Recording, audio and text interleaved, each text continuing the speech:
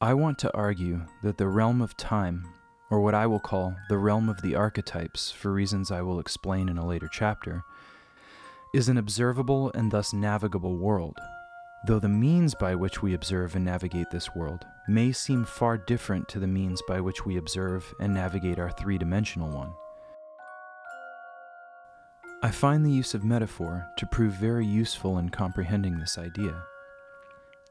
The realm of the archetypes, like the color spectrum in the visual realm, musical notes in the auditory realm, etc., seems to have patterns, and like the visual and auditory realm, these patterns seem to work harmoniously or dissonantly with each other, according to some hierarchy or principles of reality.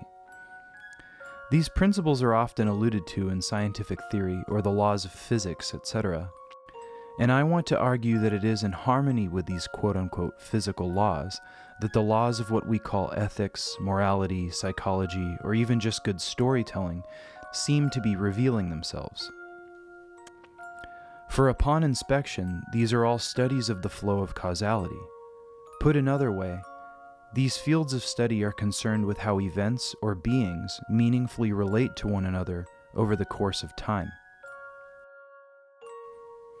Now I understand that my use of the term realm may seem archaic and naive to the staunch materialist, or even to the general modern mind, but my purpose is to act as a link between many fields of study, to cross-contaminate them with the goal of elucidating the image they are all attempting in their isolation to reveal. While I am a layperson in the field of the sciences, their examples prove expedient to my purpose. For example, in our modern study of physics, the idea of time and space have become linked under the moniker space-time. Space-time is a conceptual model that fuses the three-dimension of space and the one-dimension of time into a four-dimensional continuum. This is a way of expressing distance as relative not to any fixed physical point, but to the duration of time it takes for light to travel from any physical point to another. Another way of putting this could be, in the concept of space-time, we measure distance according to duration. It's as if there are coordinates we can chart not only within space, but within time. Thus, plotting a course within space-time becomes less of a where and more of a when. It is my belief that the concept of not only utilizing the where, but the when, in our attempt to chart our reality, has been an itch humanity has attempted to scratch from the moment we were smart enough to remember larger swaths of time, or put another way, since our dawn of consciousness. It's always been in the corner of our eye, we just lacked the singular brain power to articulate what we were sensing. Much like it must have felt for a creature whose eye was undeveloped and far too simple to perceive the color spectrum or the realm of light at large, yet was still subject to dreamlike glimpses of its existence. Before I dive into this, I want to first cover a few terms and schools of study in order to better draw corollaries between them and to ultimately make my case.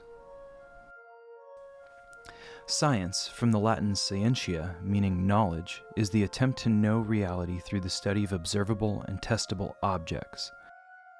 It is important, then, for science to define an object as something fundamentally material or as a thing completely and objectively autonomous to any subjective conscious awareness of the thing.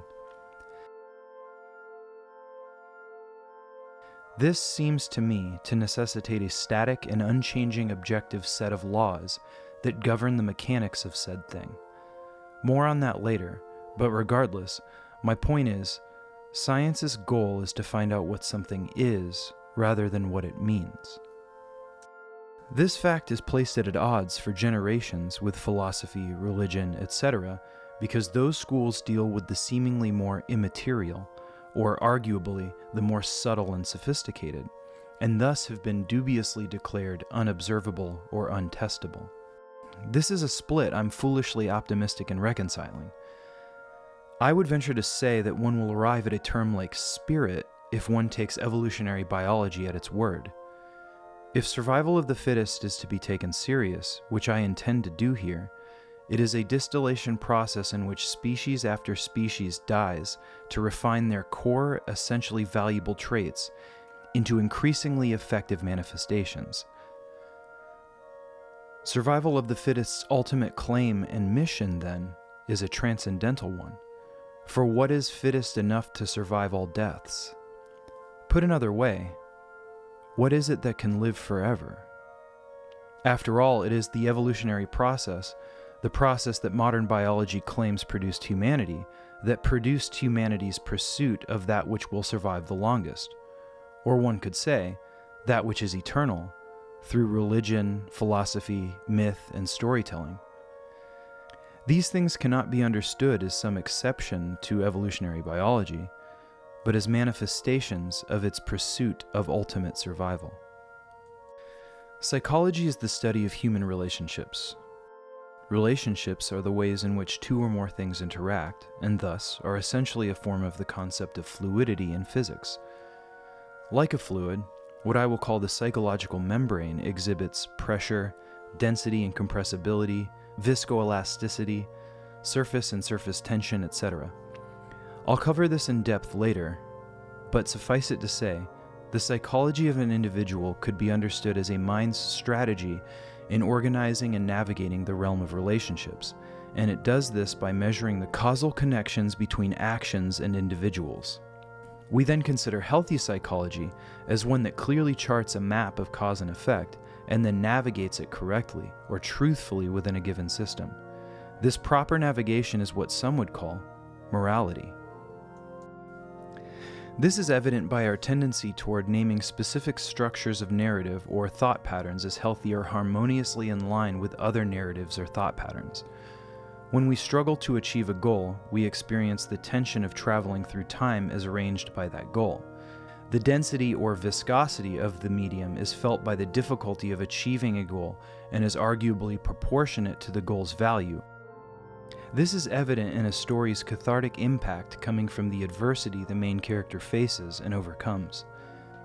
It is also observable by our consistent visceral responses to accepting or declaring that hero's goal as valuable, as based on the difficulty by which it was obtained. One can also measure speed within the membrane of narrative and thus psychology. This is easily evident in a story's feeling of pace. If you travel too fast, it feels rushed and thus unearned. Too slow and it loses one's attention. Like the speed of light, there seems to be a speed of value that manifests in narrative and our psychology. It's as if attention is the actual measure of distance within this medium. Once again, more on that in a later chapter. My point here is that mental health is rated narratively. What I mean is, we tell a story of what a healthy person is, and then the practice of psychology uses this as a paradigm to measure individual health. The issue with the modern practice of psychology is that it is myopically limited because its standard of health is based on the cultural precedent. The story it uses is a patchwork, incomplete, and effervescent one, and thus it is not a study of progress, but of homeostasis. The job of the psychologist is to aid their patient to better acclimatization within the culture they are present in. This is one of the reasons the DSM, the Manual for Diagnosing Psychological Maladies, is reissued to fit within the culture's redefinitions of health. And yet, this is a completely and obviously problematic approach. For how can the tool meant to create healthier individuals be sharpened by the society that caused them to be unhealthy in the first place? Who's steering this ship?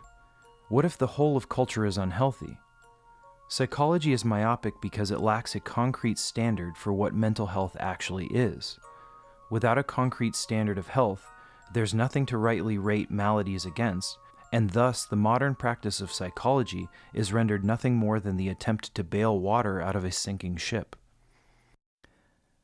As we advance in our understanding and recording of our observations of the psychological medium, we build a more and more comprehensive map of the physics that govern that medium.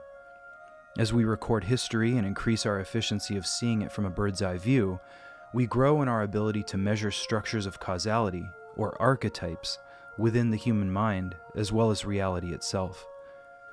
We can see this in our distillation of character tropes, i.e. the hero, the lovable scoundrel, the femme fatale, or the psychological archetypes and cataloged personality disorders like the narcissist, the obsessive-compulsive, etc.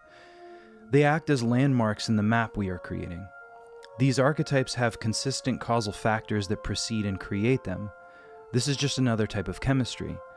It is another field of study we have been charting to create a cohesive picture of what is going on in reality. When a scientist is attempting to observe a test on a theory, the scientist does not falsely conclude, after the failure of a single test on a single afternoon, that their theory is incorrect. Tests take time and repetition, and I'm suggesting that some tests potentially take thousands of years to run. The issue is not that relationships, causality, the realm of the archetypes, etc., are not observable or testable things. It's that it might be the case that it requires a test so great as to be the whole of the human experience, from the dawn of man to now. The test might require the storing of our history, experiences, values, intuitions, etc., into narratives to be sifted through time by the evolutionary process. And finally, it might require enough parts of the map to be completed so they can be pieced together by later generations in order to observe the landscape and read the resulting narrative.